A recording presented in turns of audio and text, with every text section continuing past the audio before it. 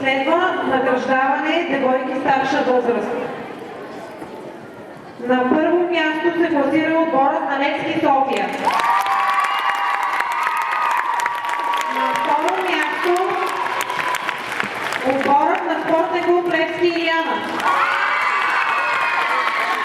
И отборът на Левски Триадици София.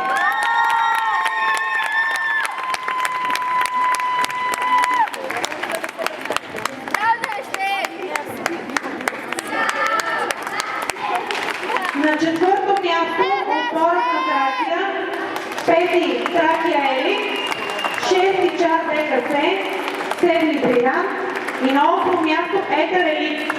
Награждават госпожа Деспа Кателиева, генерален секретар на Българска федерация художествена гимнастика и международен съдия, Филипа Филипова, международен съдия и член на Съдийския съвет и главно съдийско ръководство на държавното първенство, и госпожа Камелия Игнатова, международен съдия, член на Съдийския съвет и главно съдийско ръководство на държавното първенство.